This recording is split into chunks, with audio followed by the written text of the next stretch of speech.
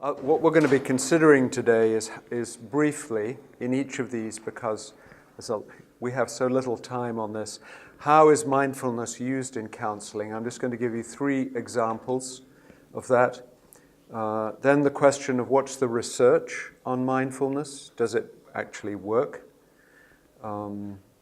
What is biblical meditation and mindfulness? We'll begin to touch on that. And then and in the middle of all this, we're going to enter into some Buddhist philosophy and psychology, which is the most complex bit, but I hope you will follow me in that as I wrestle with it myself.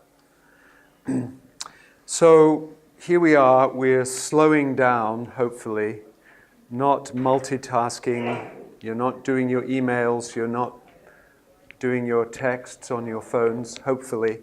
We're bringing our awareness down to focus on this particular topic.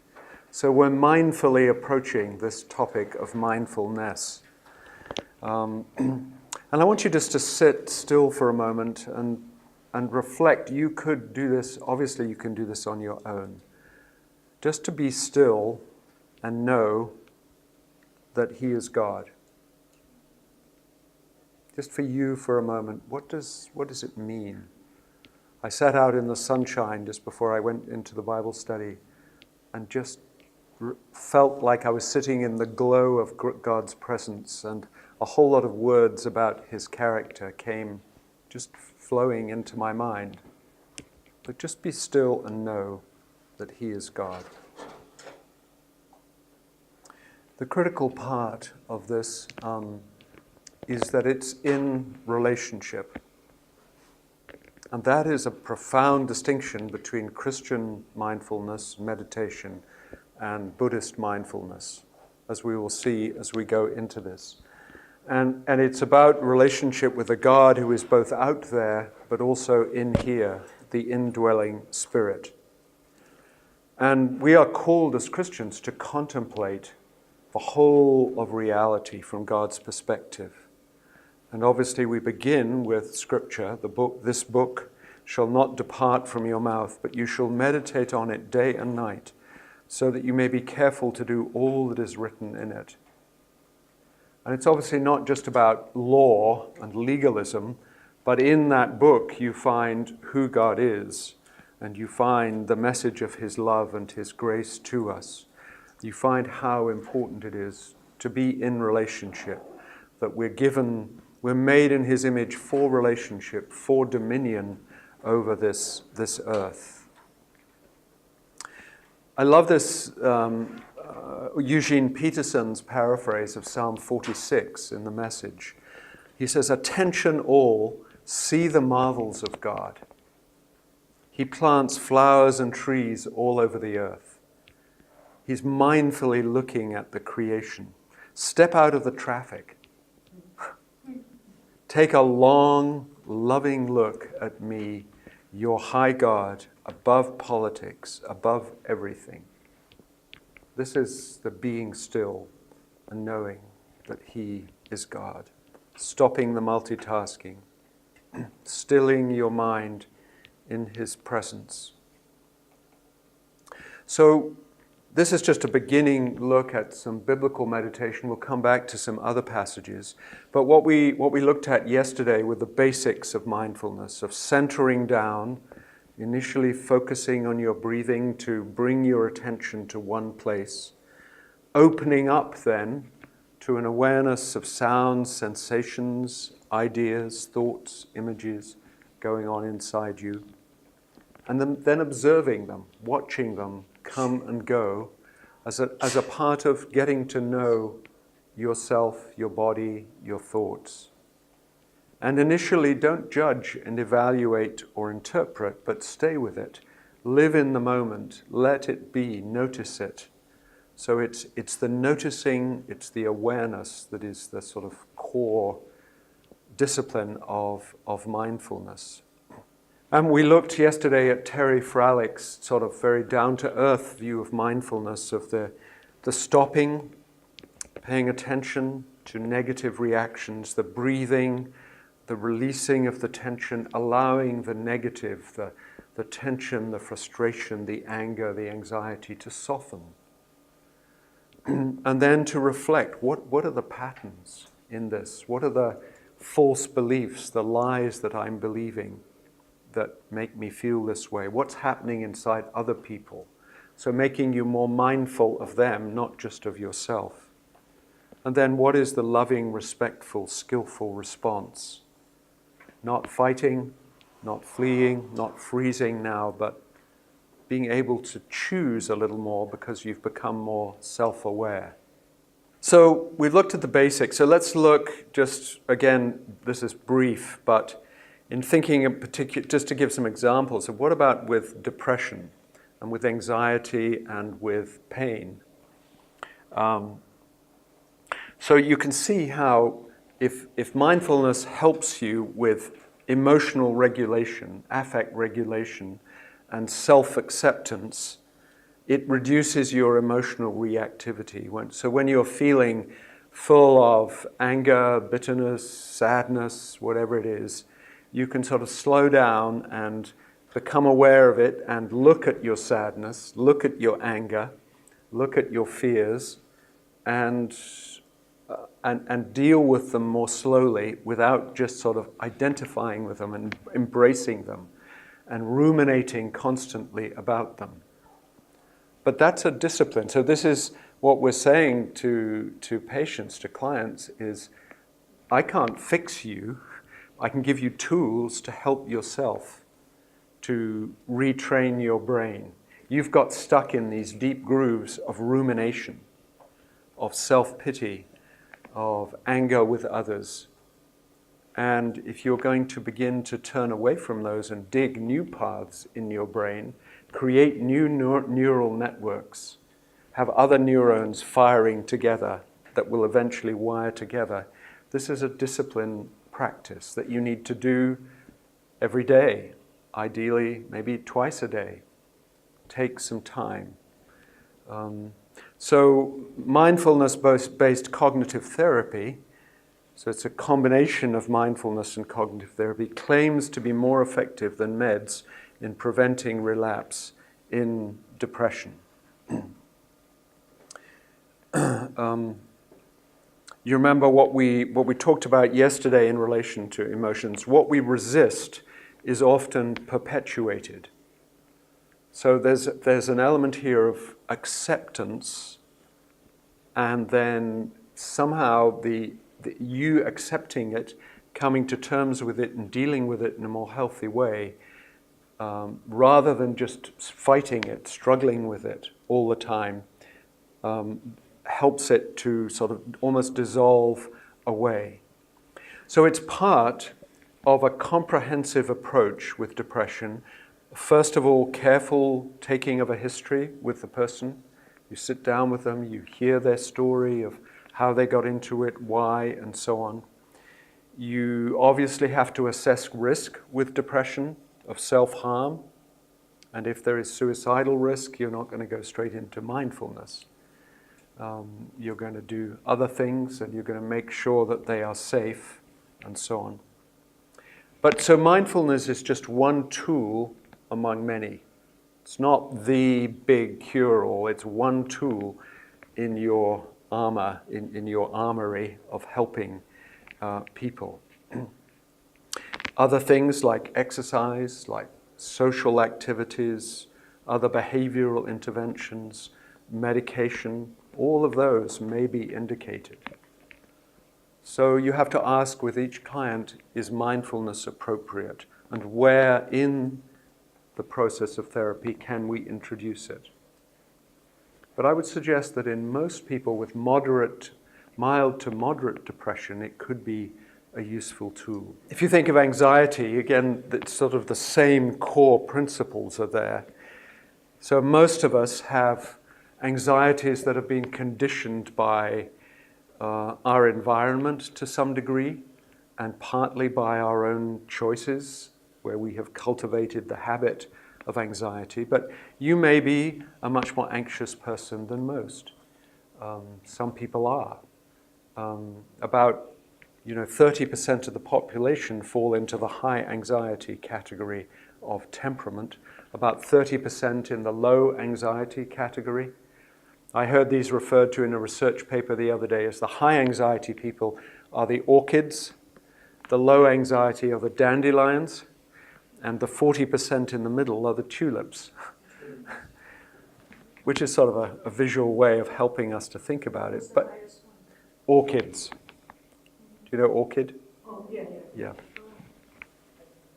A sensitive, beautiful flower, basically. But we're dealing in this with the sort of body reflexes of fight and flight or freeze, and we often develop very unhelpful ways to escape or avoid anxiety. So you may use, drugs or pornography or overwork or all sorts of different ways. So this is just, again, a basic skill to help people to become more aware of their anxieties and not be so afraid of them. So in this quote here, when we simply accept fear just as it is, without our opinions, judgments, and reactions, fear is not nearly so frightening. So many patients with anxiety, panic attacks, phobias, they become afraid of being afraid. And a lot of our task is essentially exposure. And I think mindfulness is actually a form of exposure to anxiety. It's desensitizing them by befriending it. It's sort of saying, you don't need to see this as a huge enemy.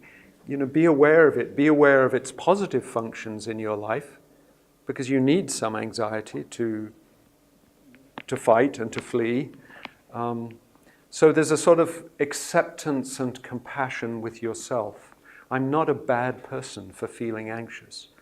And I did the first part of my seminar on anxiety yesterday. There were several people in the group who said, in the church, you feel incredibly guilty and ashamed if you're anxious. You're seen as spiritually inferior. You're not trusting. But to be able to say this is a normal part of life that we need to learn to deal with. And obviously there are biblical principles to apply to our anxiety. But so educating people about what anxiety is and how it comes and what it does to us, and explaining the amygdala, a little bit of the neuroanatomy is actually quite helpful to people. When they know they've got a fire alarm in there of the amygdala, and some people have an oversensitive fire alarm that goes off when it shouldn't, when there's only a little bit of smoke or a little bit of anxiety. Others have too low an amygdala that's been crushed. So teaching people emotional regulation and the language of inviting the difficulty in and working with it. So naming, some people use call the anxiety or call the depression a name. Some people call the amygdala Amy. So Amy's getting alarmed now. So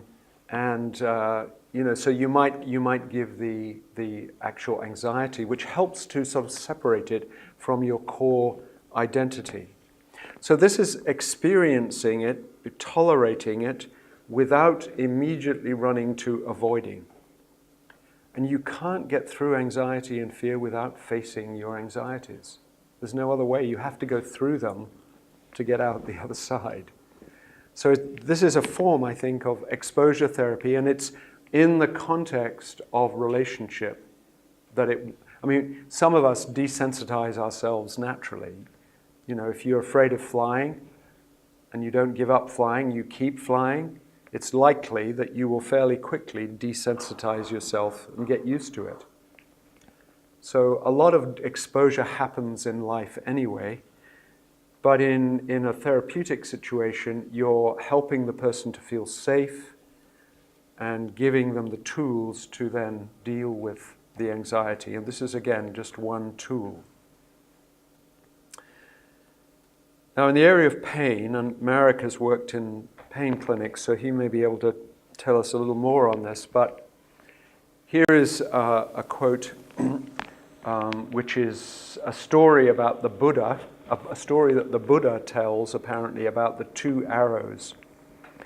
When you're touched with the feeling of pain, whether it's back pain, headaches, whatever it is, the uninstructed run-of-the-mill person sorrows, grieves, and laments, beats his breast, and becomes distraught. Now, this is especially true if any of you have dealt with back pain, and your back goes into spasm, and you can't get up from the chair, and you begin to panic, and every time you feel a twinge, you get terrified that this is going to happen again, and it becomes a psychological vicious circle of your fear of the pain. So he goes on, so he feels two pains, physical and mental, just as if they were to shoot him with an arrow, and right afterwards were to shoot him with another one, so that he would feel the pain of two arrows. So he's saying you multiply your own suffering. So a lot of the principles of dealing with, for example, back pain, are that you have to deal, that there may be structural damage in the back, and many people have. When you scan their backs, they have all sorts of structure. You look at mine and my neck, there's all sorts of damage due to age in it. But people have this irrational fear which makes them tense up. They misinterpret their symptoms, thinking, I've got a terrible disc problem in my prolapsed disc. And some people might have a prolapsed disc, but many people with back pain don't necessarily have a physical cause for it. And the pain is maintained by the psychological tension. But they start to stop exercising, limiting their activity, which is the very last thing, the very worst thing for it. So educating people about the psychological and physical structures and helping them to resume physical activity. We used to tell people with back pain to lie on their backs for a week and just rest. Nowadays, it's completely opposite. You mobilize people immediately. You get them into a structured exercise program. You work with their negative emotions and help them to accept and to notice the pain, but not immediately tense up and fight it. It's that same principle again as we talked about with emotions. So those are three areas, and you can see, so it's a sort of a relatively simple thing that in each type of problem has to be applied individually to the client and to their particular need and situation. So here's a quote from a book called Mindfulness and Psychotherapy that I've used actually a lot in thinking about this. A whole lot of different chapters by different people in it, where they say, when our habitual emotional reactions are held in mindful awareness and become less repetitive, a quiet joy begins to arise within us. Therapists who have tasted this calm joy implicitly teach their patients that happiness can emerge in spite of the conditions of our lives, that we can live more fully right here, right now, in the midst of inevitable challenges. So it's sort of giving people the tools to live in the midst of suffering and not necessarily saying, we're going to take away all your suffering. It's learning to live in and with suffering and deal with it better. And so it's, in a way, it's more like the biblical concept of contentment rather than happiness. Happiness is this sort of ethereal thing that we're all chasing, that the more you chase it, the less you get it. Contentment is more, I'm living in a difficult world, things are hard, but I'm learning to deal with them in a more effective way. So let me move now to the question of what evidence is there that it works. The early research on this, when it was more the sort of the Buddhist monks were all over the news, and there were pictures of monks like this with EEG, electroencephalogram electrodes on their heads where they were being measured, their brain waves were being measured. So they compared long-time Buddhist monks who had been meditating for years with a control group who had just 1 week of training in mindfulness meditation. And what they claim is that the long-time meditators had the way they put it is large-scale coordination of neural circuits, meaning they're more integrated. Their neural circuits are working together better. Whereas the short-term meditators were nowhere near as integrated, although they were better than those who didn't meditate at all. Another study looked at people before, after, and at 4 months of mindfulness meditation. And they found this persistent increased activity in the left prefrontal cortex, which is associated with joyful and serene emotions. So it's possible that just they were more peaceful. And then it also, interestingly, they had increased antibody responses compared with the control group to a flu vaccine. So there was a physical effect of boosting the immune function of the body. So these were some of the earlier ones. Now I've looked at more recent in the last 4 or 5 years. And this is one called The Neuroscience of Mindfulness Meditation. And I'm just giving you the conclusions here, but you have the references if you want to go to them. They talk about there's broad support of the beneficial effects on physical and mental health.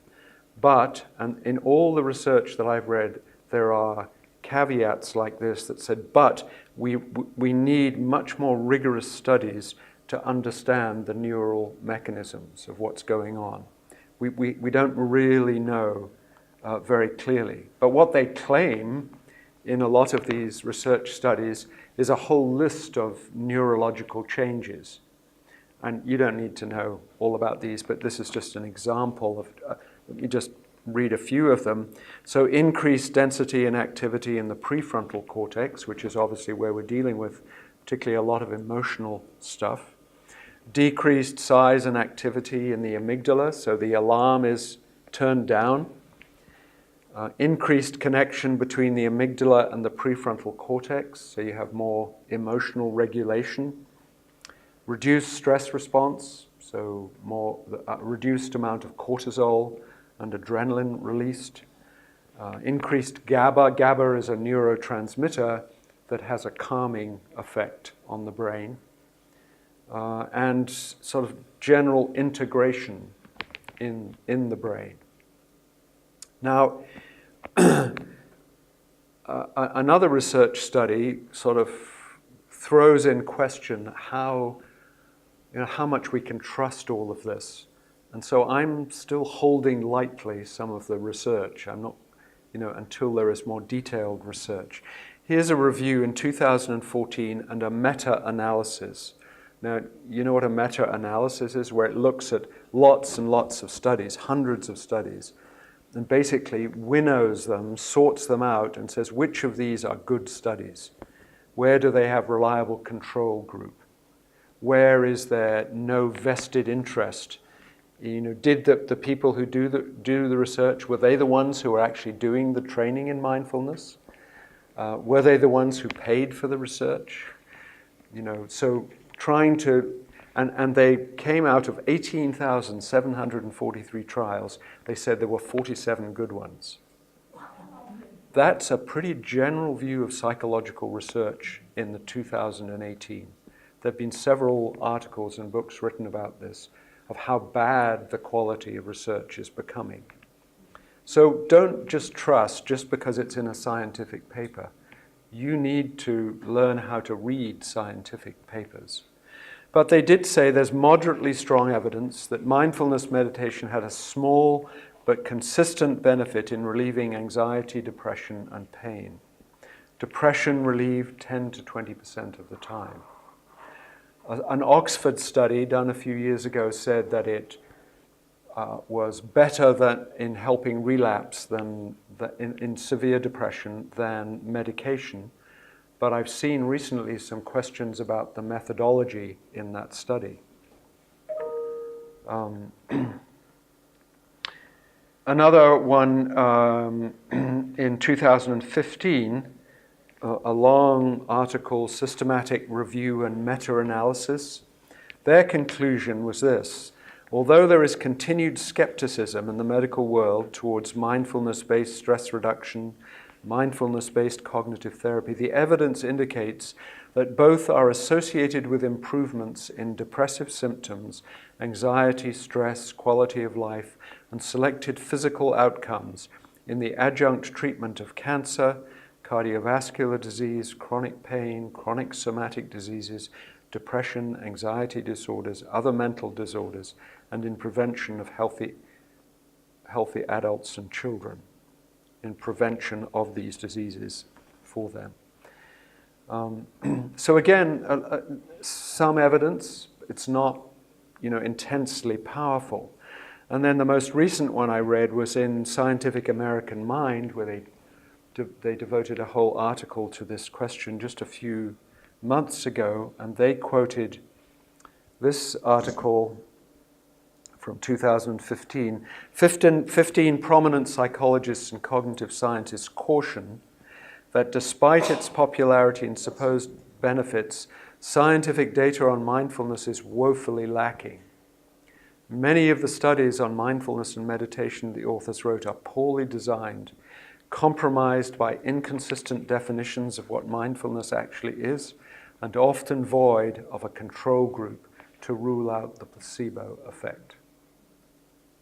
So, we hear all about mindfulness and all its benefits, and it's being advertised and marketed. Just be a little skeptical. There's a healthy Christian scientific skepticism. The West tends to view this as a quick fix tool, but interestingly, the East and quite a lot of Buddhists are actually upset by the way it's being used in the West. They view it as a lifelong practice in their rich spiritual, ethical, and social framework. And this is what Mary Wiley, that journalist who I quoted yesterday, says in the Psychotherapy Networker: while meditation has been acclaimed and sold as a quick, no-risk, easily mastered technique to achieve just about any conceivable desired goal, health, happiness, freedom from physical or mental pain, relaxation, self-confidence, career success, sexual success, inner peace, world peace. In fact, it is a far deeper, more complex, and less well understood process than most people realize. So at one level, it's common sense, and we are using it like that. To the Buddhist, it's a way of life. And maybe we can, from a Christian perspective, adopt it as part of our way of life. It reminds us of some things about spirituality and prayer and meditation that we maybe have forgotten in the Christian world. But so I think what we're saying, where I've got to in this at this point, is that mindfulness is an aspect of God's good creation that has been adopted largely in the secular world within a false framework of reality. So it's something that is in itself good, and people can find healing without God. Yeah? So the common grace gift of healing, people can be cured of pneumonia with antibiotics. That's a common grace gift of God's healing. They can be cured of anxiety or helped with anxiety. A deeper level of healing, of course, comes in the gospel in relation to God. A deeper healing for anxiety is definitely in listening to the biblical principles and ultimately putting your trust in God, who is the sovereign Lord of the universe. But our task, I think, is reclaiming and using mindfulness within a Christian framework of reality. There is a website in the UK, Christian Mindfulness, I think, which has a whole range of mindfulness tools and teaching about Christian mindfulness.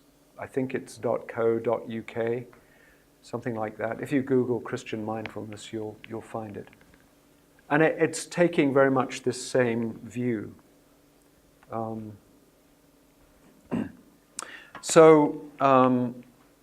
But something good may lead us in the wrong direction towards another reality. And this is where we need to go into the other reality, that it may take, if you're not discerning, if you give it to non-Christians, even Christians who are not very firm in their faith, and they go off to mindfulness classes in a secular environment, they may get somewhat confused by the view of reality that they're being introduced to. So the question is it Buddhist or Christian? And both Buddhism and Christianity are asking these big questions. What's our true nature? Why do we suffer? What is reality? Who am I? Why have compassion in the world?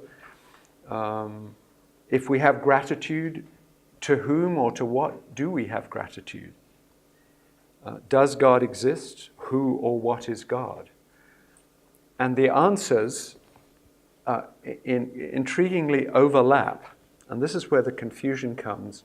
And if you're not familiar with Eastern mysticism and Hindu and Buddhist ideas, this is not easy stuff. But I'll try and explain it simply.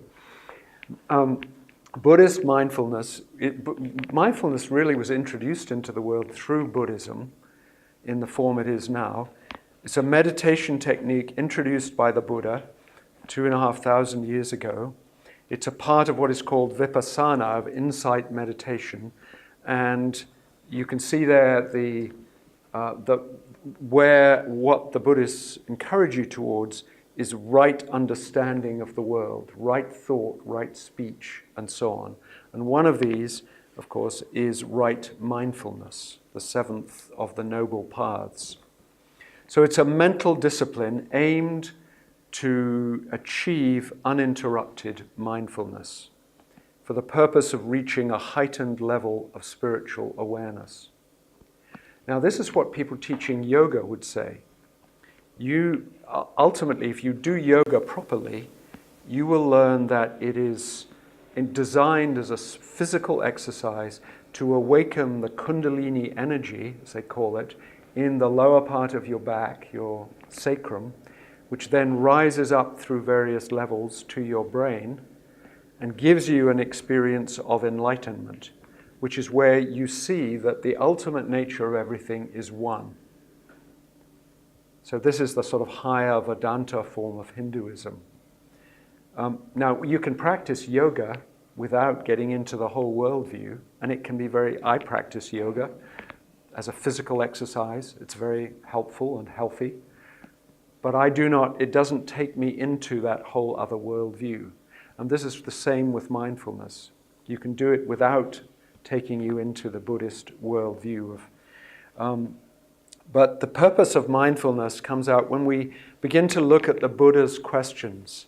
Now, if you remember, Prince Siddhartha Gautama, who was the Buddha, was raised in a wealthy royal family 2,500 years ago in Nepal with everything he wanted. He was protected from seeing suffering, living in this very wealthy palace. At the age of 29, he left the palace one day and saw on successive days a very sick person, a decrepit old man, and finally a dead body. And so he decided to leave the palace in search of the answer of why is there suffering. And he learned to meditate over the next 6 years, discovering that it is the mind that creates suffering, and thus achieved enlightenment. And he sat down under the Bodhi tree and had this experience of enlightenment, and then went on for the next 45 years tirelessly teaching all that he had learned.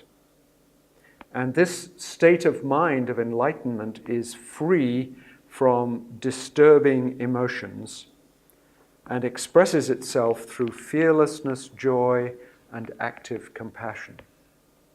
But he never went to work. He never went to work. Okay. Right.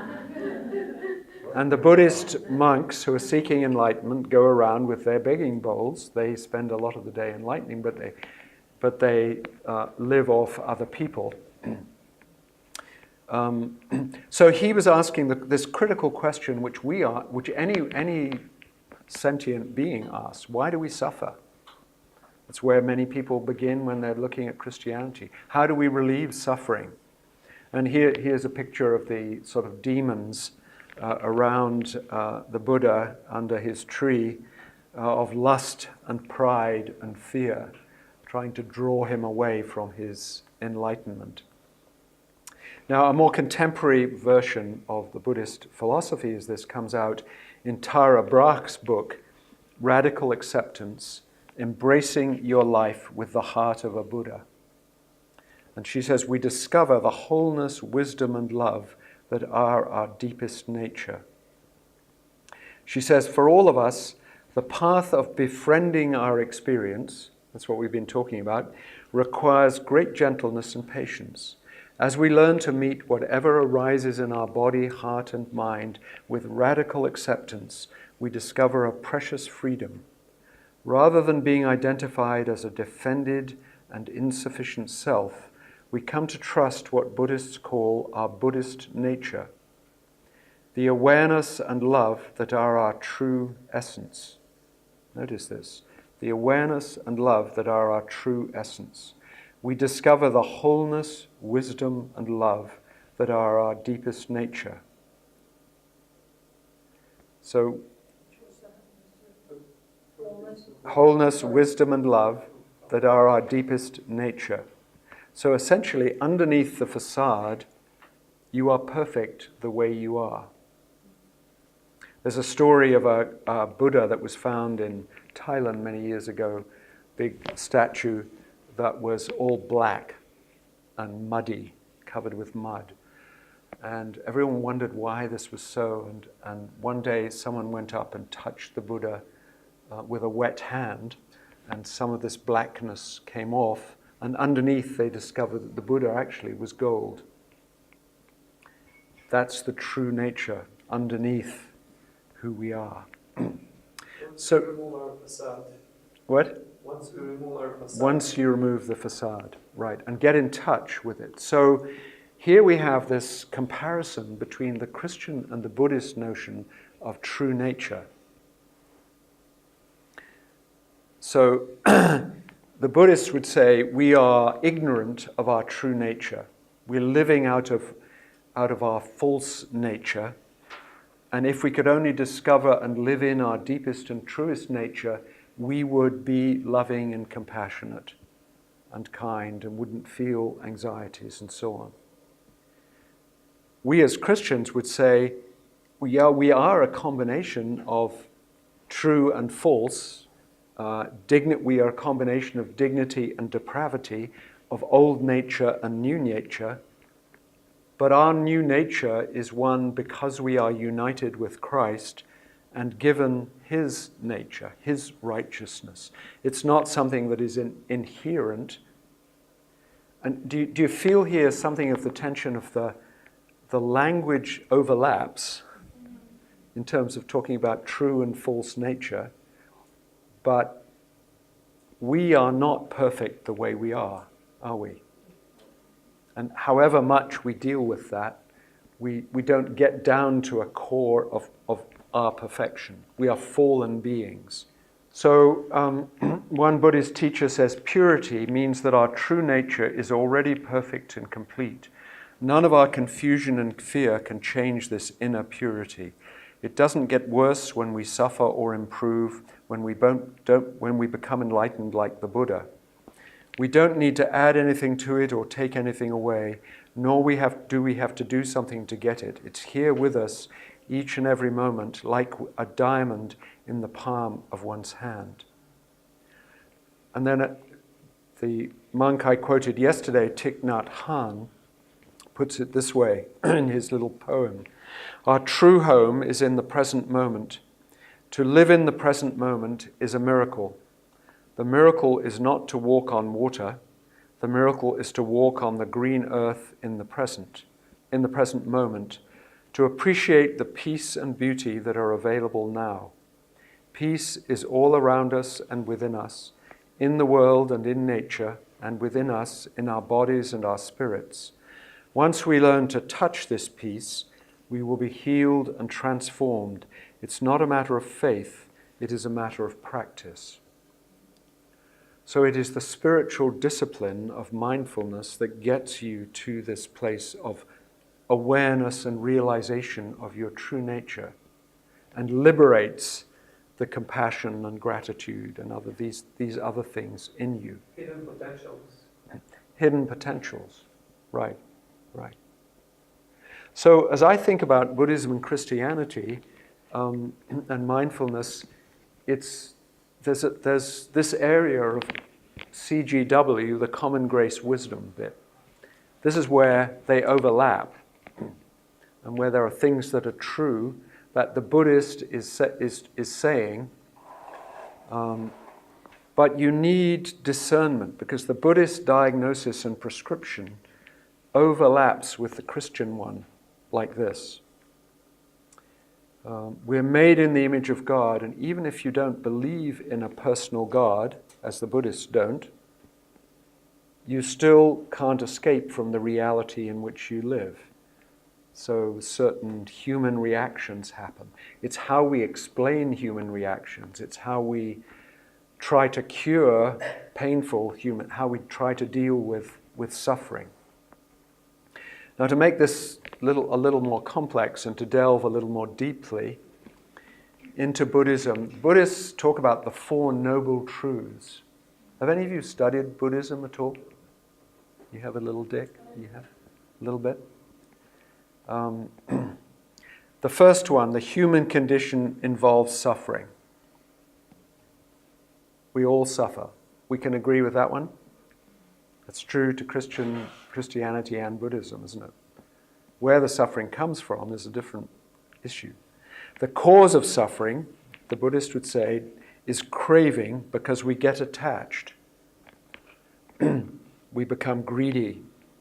We hate because we covet. We're deluded about the nature of reality, and we value things in this world too much. We get attached to the things. The things, the people, our dreams, our goals, our ambitions. But all is a passing show. So none of this is really going to last. You can't control life, so just accept it as it is, and don't grasp and get attached. So we in some areas we do become attached because we're greedy and covetousness and lustful. And it is good to detach and to let go and to say, I can't be in control of the whole world. Yeah?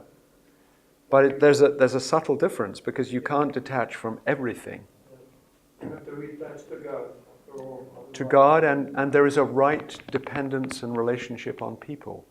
One time, many years ago, I went to a Buddhist monastery in Hampshire in England. And I sat down in front of this gigantic statue of the Buddha and a beautiful Tibetan rug with a Buddhist monk. And I said to him, so tell me, in relation to this attachment, I love my wife, I am deeply attached to her. If she should die, I would be very upset. I would grieve. I would feel pain. Is it right that I feel pain in that? And he just laughed. Laughed, however you say it. And I think it's because it was a moment of tension between reality and his attempt to say, no, you shouldn't. If you were not so attached to your wife, you wouldn't feel pain. But your suffering comes because you were too attached. So then they go on, suffering can be reduced or eliminated by changing our attitude. So no attachment, no craving. Now, as we've said, that's a partial truth, isn't it? And then so the road out of suffering is a gradual awareness of having one's mind renewed. So this is biblical language, but it depends what direction your mind is going. What are you being renewed into? So we're training, they would say, to become more mindful and aware so that we suffer less. And then they would go on and say we're also trying to cultivate virtue. We want to have basic gentleness. We want to tame our minds and learn how to manage our suffering and transcend our selfishness, which again that's what we want as Christians, isn't it? But you're trying to help people to reduce their desire so that they are comfortable all the time, cultivating an ability to accept things as they are. We want to notice our feelings like boredom and frustration, but to avoid attaching to them. Again, there's truth in this, isn't there? There's truth in that we need to accept things that we can't change as they are, and that we don't want to get too attached to self-pity or frustration or boredom so that they become our whole identity. And that contentment is something that Christians, godliness with contentment, says Scripture, is great gain.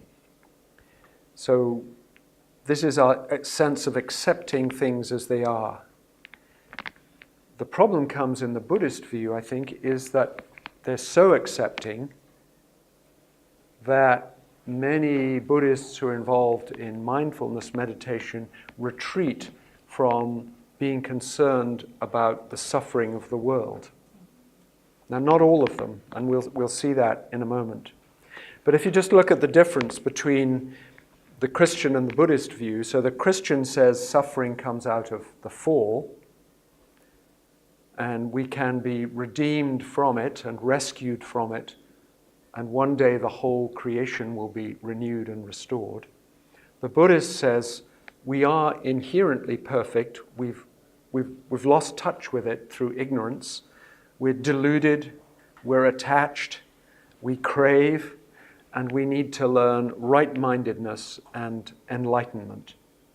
That is the way to liberation. So healing comes in the Christian view by and through relationship and the gift of Christ's righteousness and perfection. Salvation in the Buddhist view comes through right thinking and going beyond thinking into an experience of inherent perfection.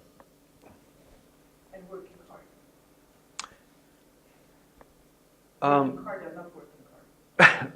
Yes, it's working hard at not working hard. It's the discipline of mindfulness to discover that. That's a good way of putting it. Yeah.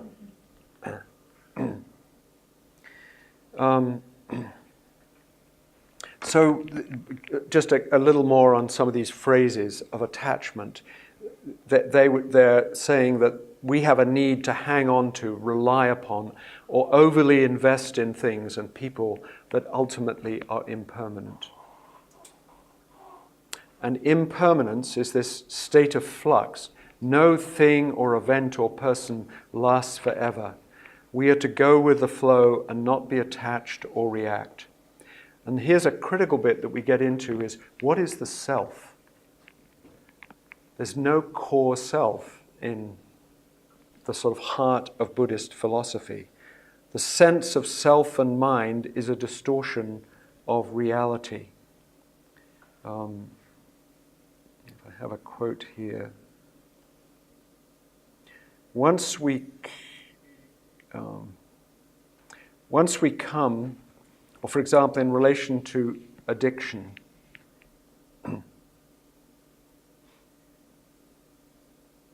I am not my addiction. Once we come to mistake the self as somehow more real and enduring than it is, we have another problem on our hands. We spend much of our lives trying to fortify, defend, and aggrandize ourselves, fearing the failure to do so will result in our annihilation. Now that's true, isn't it? We would say that too. We spend a lot of our lives trying to make ourselves feel better through career, through money, through sexual contests, whatever it is. In the moment of grasping for something or pushing something away, the self as agent is created. A sought-after object is labeled mine in the act of acquiring it, whereas a resisted or rejected object is defined in one's mind as not mine. So grabbing hold of something or pushing something away means it's either mine or not mine. In both instances, the world of experience becomes intensely personalized. With this insight, the Buddhists are really offering a Copernican revolution to our understanding of selfhood and identity. These quotes that I give you now, you don't see in all the literature on psychotherapy and mindfulness. It's the people who are more into the Buddhist aspects. So they would say there is no I to be found, just an unfolding moment-by-moment experience. We have many selves, thoughts, feelings, versus the Western idea of individualism and personal identity. Wai Wu Wee, who is a Buddhist monk who actually is American originally, but he's changed his name, says, "Why are you unhappy? Because 99.9% of everything you think and everything you do is for yourself, and there isn't one." Isn't this like a fluid identity? A fluid identity. You just don't know who you are. You're absolutely right. There's a sort of, you don't know who you are. Right. Let me give you another one. These differences are a fundamental point of departure between the two traditions. Because Western psychotherapy rests on the notion of a stable and cohesive self, it regards development and healing as processes of becoming, less flawed, individuated, becoming someone. By contrast, Buddhist practice is about stopping our incessant efforts to firm up our sense of permanence and to rest in the uncertainty that we observe. It is to enable us to put to rest this need to become. Ron Siegel, who is an American, very much in the psychotherapy world, very influential, he says, when we relate to each moment as the impersonal unfolding of changing experience in the field of awareness rather than my joy, my sorrow, we can face our adversity with less resistance. It's only my desires to be significant that's causing suffering. If I can embrace my insignificance, it's all okay. So as one of the 7 billion people alive here today on one tiny planet in a vast universe, we really are pretty darn insignificant. Now you can see how that is so totally opposite. I mean, there's one thing we do in our idolatries, want to make ourselves significant without God. That's true. That's a lie. But the deepest thing is that God gives us profound significance in making us in His image, giving us a name, each individual identity, and says that your emotions, your thoughts are profoundly significant. Ron Siegel says again, in the Buddhist traditions from which many contemporary mindfulness practices derive, mindfulness techniques evolved as tools for deconstructing our usual view of ourselves and the world, for waking up from conventional, socially reinforced fictions about who we are and how to find happiness. This awakening occurs to the degree that we no longer believe in the self. It involves realizing anatta, or non-self. Now I know I've heard this guy many times in webinars and things, and he's a very significant self. He's not a non-self, which is really intriguing. So this sort of summary of identity and self, the Christian is created name by a personal God. We are unique, we're valuable, we're loved, we are eternal. For the Buddhist, the self arises from attachment and delusion. So there is this idea of dualistic thinking. We in the West think in terms of this and that, God and me, sin and righteousness, good and evil. In Eastern mysticism, in higher forms of Vedanta and Buddhist philosophy, you move beyond that, beyond good and evil, into what we call a monistic world where everything is one. That is very hard for our little minds, Western minds, to get around, because it's a different view, and you get there through the experience of meditation, and we'll talk more about this tomorrow, because our time is running out here for today. I'm just trying to remember where I've got to here. Yeah, I just want to go a little further before we finish. So what they would say is that through mindfulness and through Eastern meditation, you see the true essence of reality, which you're blind to most of the time by your dualistic concepts. So thinking interferes with getting there. So experience becomes much more important, the experience you have in meditation. It's what they would say, direct attention unmediated by language. And then mindfulness meditation has a quality of deep certainty and insistence that it is beyond refutation. So it's almost like you're beyond reason here, because reason doesn't matter anymore. You just have to know by experiencing. Now, most of the mindfulness practitioners are not going that far. They don't know about the depths of Buddhist philosophy in this way.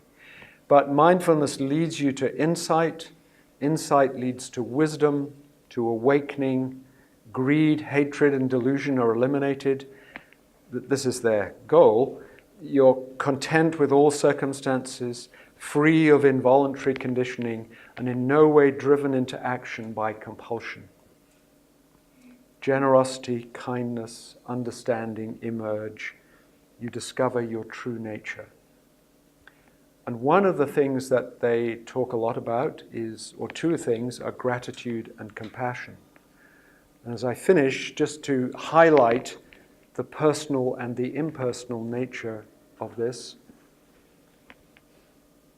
they talk about being grateful, and as one critic, Ronald Aronson in the Philosopher's Magazine asked recently, thank who very much? So if you're going to be grateful, gratitude obviously is good for you. It's just sort of, that's a sort of common, we know that from the beginning of our lives. And as Christians, it's a core part of who we are, to give thanks to the Lord, to be thankful to others. Gratitude exercises are great.